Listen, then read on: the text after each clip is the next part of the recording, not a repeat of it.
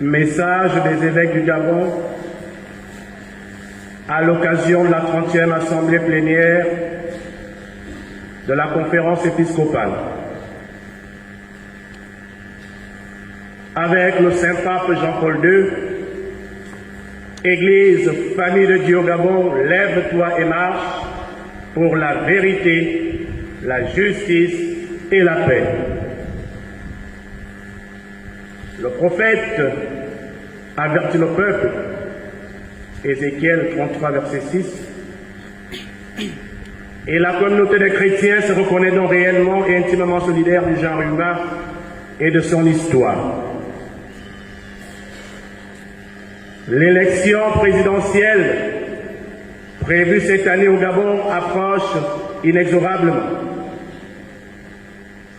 La situation sociopolitique dans notre pays présente quant à elle des signes d'inquiétude et quelques espoirs. Notre analyse révèle des nuages à l'horizon, les mêmes causes produisant les mêmes effets. Le climat politique actuel se caractérise sur le plan social par une mauvaise répartition des richesses, un taux de chômage relativement élevé, surtout des jeunes. Le réseau routier demeure impraticable dans plusieurs zones. On déplore encore des détournements au détriment des projets de développement. Par conséquent, le tissu économique local reste faible. La politique de l'habitat ne répond que fort peu aux attentes de la population. Par ailleurs, la pression fiscale galopante n'aide ni les opérateurs économiques ni les ménages. Sur le plan politique, l'essoufflement du modèle hérité de la conférence nationale de 1990 a conduit à un multipartisme inopérant, se traduisant par des débats non équilibrés entre majorité et opposition, la guerre des égos, des dialogues qui mettent en avant des intérêts personnels. Les conséquences de ce climat sociopolitique sont nombreuses. Crise de la gouvernabilité, crise de confiance entre les citoyens et les hommes politiques, malgré quelques forces dont la réalité du pluralisme et du cadre juridique. L'Église catholique, qui, en raison de sa charge et de sa compétence, ne se confond d'aucune manière avec la communauté politique et n'est liée à aucun système politique, est à la fois le signe et la sauvegarde du caractère transcendant de la personne humaine. Une telle affirmation est non seulement une interdiction d'intervenir directement dans les affaires politiques d'une nation, mais aussi la reconnaissance de l'obligation religieuse de porter un jugement moral, même en des matières qui touchent le domaine politique, quand les droits fondamentaux de la personne ou le salut des âmes l'exigent. Lorsque l'Église s'occupe du développement des peuples, elle ne peut être accusée d'outrepasser son propre domaine de compétence et encore moins le mandat reçu du Seigneur. Au fond, les joies et les espoirs, les tristesses et les angoisses des hommes de ce temps, des pauvres surtout, et de tous ceux qui souffrent, sont aussi les joies et les espoirs, les tristesses et les angoisses des disciples du Christ. L'Église a ainsi la juste obligation de prêcher la foi avec une authentique liberté, enseigner sa doctrine sociale, accomplir sans entrave sa mission parmi les hommes, en utilisant tous les moyens conformément à l'Évangile et en harmonie avec le bien de tous, selon la diversité des temps et des situations. Elle a une mission de vérité à remplir, une mission impérative. Sa doctrine sociale est un aspect particulier de cette annonce. C'est un service rendu à la vérité qui libère. Avec le Saint-Pape Jean-Paul II, Église, famille de Dieu au Gabon, lève-toi et marche pour la vérité, la justice et la paix. Si le Seigneur ne bâtit la maison, en vain peinent les bâtisseurs. Psaume 127, verset 1. L'engagement pour le Seigneur Jésus-Christ est un trésor précieux confié aux évêques, aux prêtres, aux diacres, aux personnes consacrées, aux catéchistes et aux laïcs. Cette mission nous porte à approfondir la vocation chrétienne. Elle nous invite à vivre au nom de Jésus la réconciliation entre les personnes et les communautés et à promouvoir pour tous la paix et la justice dans la vérité. La foi est la garantie des biens que l'on espère, la preuve des réalités que l'on ne voit pas. Hébreux chapitre 11, verset 1. L'homme est pétri par son passé, mais il vit et chemine aujourd'hui en regardant vers l'avenir. Conscient de notre parcours, nous réaffirmons qu'il est possible de trouver des chemins d'espérance en instaurant un dialogue entre les membres des composantes religieuses, sociales, politiques, économiques, culturelles et scientifiques. Il nous faudra alors retrouver et promouvoir une conception de la personne et de son rapport à la réalité fondée sur un renouveau spirituel profond. Nous entendons rappeler à tous qu'ils sont sœurs et frères, enfants de la même terre, et qu'ils ont tous le devoir de rechercher en toutes choses ce qui contribue à édifier la fraternité, la paix et la justice. Dans le dessein de Dieu, l'Église est le mystère de la communication de l'amour de Dieu à l'humanité, le signe et l'instrument de la communion de la famille humaine avec Dieu lui-même et de la communion entre les hommes et avec toute la création. À l'exemple du Christ, nous ne serons fidèles à cette mission qu'en effectuant une conversion continue vers le Père, source de toute vraie vie, l'unique capable de nous délivrer du mal, de toute tentation et de nous maintenir dans son esprit au sein même du combat contre les forces du mal. Avec le Saint-Pape Jean-Paul II, Église Famille de Dieu au Gabon, lève-toi et marche pour la vérité, la justice et la paix. Aux chrétiens du Gabon, l'engagement, la participation et la charité politique. Voici, je fais l'univers nouveau. Apocalypse 21, verset 5. Nouveaux évêques, appelons tous les chrétiens à un engagement social et politique pour la vérité, la justice et la paix. Nous vous invitons à faire preuve de solidarité durant les prochaines élections. Une solidarité que Saint Jean-Paul II situe dans l'engagement quotidien comme détermination ferme et persévérante à œuvrer pour le bien personnel et collectif. La solidarité n'est pas un sentiment de compassion vague ou d'attendrissement superficiel pour les maux subis par tant de personnes proches ou lointaines. Au contraire, c'est la détermination ferme et persévérante de travailler pour le bien commun, c'est-à-dire pour le bien de tous et de chacun, parce que tous, nous sommes vraiment responsables de tous. Cela nous donne l'occasion de rappeler que l'Église au Gabon s'est engagée devant l'État gabonais à œuvrer ensemble pour le bien-être spirituel et matériel de l'homme, comme en faveur de la promotion du bien commun, qui n'est rien d'autre que prendre soin et se servir de l'ensemble des institutions qui structurent juridiquement, civilement la vie sociale, qui prend ainsi forme de la police, dont la charité. En effet, ces deux termes, charité et politique, ne sont plus à opposer, mais associés pour le plus grand bien de tous, comme le rappelait le pape Pie XI. Le domaine de la politique est le champ de la plus vaste charité, la charité politique. La vie politique et sociale, qui doit permettre de vivre ensemble, ne peut être désertée par les chrétiens. Elle ne peut faire l'économie de la charité à l'égard d'autrui et le souci des autres. Il est souhaitable que les chrétiens s'impliquent davantage dans la vie politique en gardant leur identité de celle de la terre et lumière du monde. Pétris de l'Évangile et de la doctrine sociale de l'Église, les chrétiens doivent passer de l'initiative individuelle à l'action collective. Savoir relever le défi du pouvoir, car il y va de la transformation des conditions de vie de tous. Le Saint Concile réitère cet appel pressant et urgent aux chrétiens, citoyens de l'une et de l'autre cité, à remplir avec zèle et fidélité leurs tâches en se laissant conduire par l'esprit de l'Évangile. Aucune élection ne ressemble à une autre. Toute nouvelle élection est une opportunité à saisir. C'est pourquoi nous vous invitons à vous inscrire sur les listes électorales et à les voter.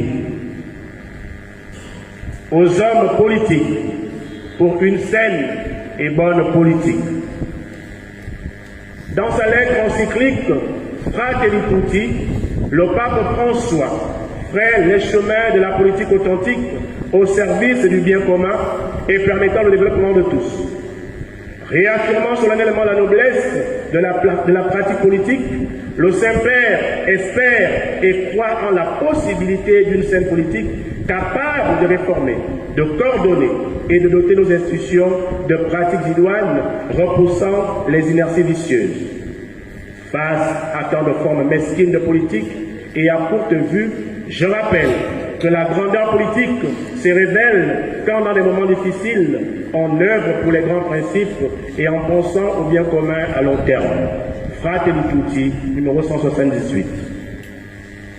La saine et bonne politique est une voie inlassable de conception, de recherche et de réajustement des voies constructives de la société aux différents niveaux de la vie sociale. Cela grâce à l'amour social. L'amour social est une force capable de susciter de nouvelles voies pour affronter les problèmes du monde d'aujourd'hui et pour renouveler profondément de l'intérieur les structures, les organisations sociales, les normes juridiques. Dans notre contexte politique, cela suppose de rompre avec certaines habitudes ou stratégies de contrôle qui ne font que tranquilliser et transformer les populations en des êtres apprivoisés, inoffensifs et passifs. En effet, le dirigeant politique est un homme d'action, un constructeur porteur de grands objectifs, doté d'une vision large, réaliste et pragmatique qui va même au-delà de son propre pays. Les préoccupations majeures d'un homme politique ne devraient pas être uniquement celles de son intérêt personnel, de sa famille, de son village, de son parti politique, de sa province ou de son ethnie. Il doit lutter contre les crimes rituels et favoriser les mécanismes de solidarité, surtout envers les plus démunis. En 1991, notre conférence épiscopale l'avait déjà souligné. Nous devons tous mobiliser nos forces de vie pour construire une société nouvelle. Les prochaines élections constituent l'une des étapes décisives de cette construction. Aux jeunes, notre pays a besoin d'une jeunesse consciente et courageuse. L'Église a toujours vu dans la jeunesse le présent et l'avenir de l'humanité.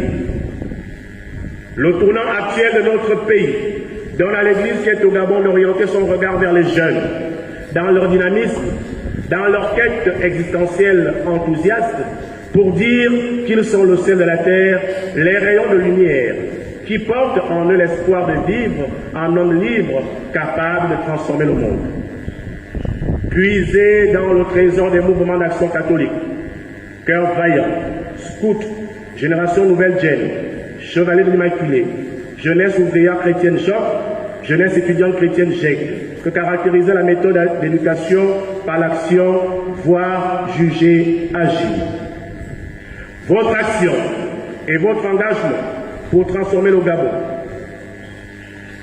Votre engagement et votre action organisée, disciplinée et réfléchie peuvent transfigurer notre pays pour en faire un havre de vérité, de justice et de paix. C'est pourquoi le pape Jean-Paul II disait « Votre pays a besoin d'une jeunesse saine, consciente et courageuse, de jeunes qui réfléchissent et qui prient pour avoir le courage d'aller à contre-courant des manières de penser et de vivre certainement destructrices de la personne humaine et de la société. » Discours du pape Jean-Paul II au peuple du Gabon en 1982. Nous vous exhortons à ne pas vous laisser manipuler et tromper par les vendeurs d'illusions et les promoteurs des contre-valeurs du monde présent. Chers jeunes, dites non à l'homosexualité, non à la pédophilie, non à la corruption, non à la compromission, non aux promotions contre nature, non à la facilité qui sont devenues le lot de notre société. Au contraire, c'est par une vie de qualité qui respecte votre dignité, par l'effort et l'amour du travail bien fait, que vous serez des maillons sûrs de vos familles et du Gabon, notre pays. Votre détermination à donner un visage nouveau à notre société est un atout inestimable que vous devez préserver jalousement. Faites confiance au Christ, il illuminera vos intelligences et vos projets. Il cheminera avec vous pour vous réconforter comme avec les disciples d'Emmaüs dans Luc chapitre 24, versets 18 à 35. Aux hommes des médias, contribuez à la vérité, à la justice et à la paix. Le Concile Vatican II reconnaît dans les médias l'une des merveilleuses découvertes techniques inspirées par Dieu et souligne le bien immense que l'on tire de leur usage. Ils rendent de grands services au genre humain et contribuent d'une manière efficace au délassement et à la culture d'esprit, ainsi qu'à l'extension et à l'affermissement du règne de Dieu. À l'approche des élections dans notre pays, nous exhortons les communicateurs à respecter la norme éthique. Que la communication soit véridique, complète, honnête et convenable. Que l'accès aux médias soit équitable. Chers fidèles laïcs, acteurs politiques, hommes et femmes de bonne volonté, une des tâches de l'Église consiste à former des consciences droites et réceptives aux exigences de la justice pour que grandissent des hommes et des femmes soucieux et capables de réaliser un ordre juste social par leur conduite responsable. Nous, évêques, sommes disponibles pour vous écouter et explorer de nouveaux sentiers, pour vous accompagner et soutenir jusqu'au bout comme pasteurs. Vous offrir la formation spirituelle et morale dont vous avez besoin pour vivre la politique comme un véritable champ d'évangélisation.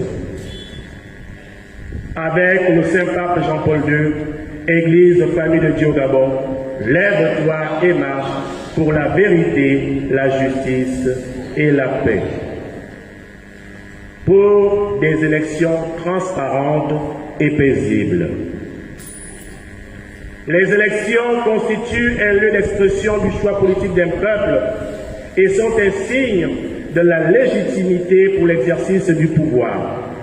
Elles sont le moment privilégié pour un débat politique public sain et serein, caractérisé par le respect des différentes opinions et des différents groupes politiques. Favoriser un bon déroulement des élections suscitera et encouragera une participation réelle et active des citoyens à la vie politique et sociale. Le non-respect de la Constitution nationale, de la loi ou du verdict des urnes, là où les élections étaient libres, équitables et transparentes, manifesterait une défaillance grave dans la gouvernance et signifierait un manque de compétences dans la gestion de la chose publique. Vu les attentes qui se cristallisent autour de l'élection présidentielle 2023 et les enjeux pour le futur de notre nation, nous, évêques du Gabon, demandons le respect du vote des citoyens. Nous invitons les populations à la vigilance durant les différentes campagnes électorales. La sécurisation des opérations de dépouillement, la transparence et l'annonce des résultats sont un enjeu majeur. Il importe à cet effet de prévenir les contestations et les violences sous toutes formes après les élections. La vie humaine est précieuse. Aucune élection ne doit occasionner des blessés ou des morts. Un mort est un mort de trop. Appel à la conversion et à la prière. Convertissez-vous et croyez à la bonne nouvelle. Marc chapitre 1 verset 15. Dans quelques semaines, avec la célébration du mercredi des cendres, nous commencerons le temps de carême, temps de conversion. Après la proclamation de la parole de Dieu, quand les cendres seront imposées sur nos fronts, Rappelons-nous que seul Dieu peut nous aider à mettre chaque chose à sa place dans notre vie et à reconnaître en toute personne la dignité de son image en elle. Le Christ est au milieu de nous et son esprit est à l'œuvre. Il est notre sauveur, la bonne nouvelle. Et il nous dit, sans moi, vous ne pouvez rien faire. Jean chapitre 15, verset 1. Que durant ce carême, nous puissions réellement nous réconcilier avec nous-mêmes, avec nos frères et sœurs et avec Dieu qui nous attend dans le sacrement de la réconciliation. Si un royaume est divisé contre lui-même, ce royaume ne peut pas tenir. Si les gens d'une même maison se divisent entre eux, ces gens ne pourront pas tenir. Marc chapitre 3, verset 24 à 25. La prière est la respiration du chrétien. Saint Paul ne dit pas de prier sans cesse. Nous vous invitons à ruminer la parole de Dieu, à la laisser labourer et illuminer vos cœurs. Que plus jamais la lumière du Christ ne soit cachée sous le boisseau, mais qu'elle éclaire tous nos milieux de vie. Qu'elle soit au cœur de la prière personnelle, de la prière en famille et en communauté, ecclésiale vivant de base. Que l'Eucharistie quotidienne ou dominicale ne soit pas une routine, mais une rencontre vivante avec le ressuscité qui nous dit « N'ayez pas peur, j'ai vaincu le monde ». Jean chapitre 16, verset 33. Participez à chaque Eucharistie avec une intention particulière pour la vérité, la justice et la paix dans notre pays. Que la Vierge Marie, Notre-Dame du Gabon, intercède et veille sur le Gabon et tous ses habitants. Fête à Libreville, le 29 janvier 2023, les évêques du Gabon, Monseigneur Jean-Vincent Ondoyen, évêque d'Oyem, président de la conférence épiscopale du Gabon, Monseigneur Jean-Patrick Ibaba, archevêque métropolitain de Libreville, vice-président de la conférence épiscopale du Gabon, Monseigneur Mathieu Madega Lebois-Keyan, évêque de Mouila, Monseigneur Ezélus Chinikezi Ogbonamanabu, évêque de Port-Gentil, Monseigneur Ephraim Johnny, évêque de Franceville, Monseigneur Séverin Zengi Manganda, vicaire apostolique de Makoku, Monseigneur Basile Bengod, archevêque émérite de Libreville. Loué soit Jésus-Christ.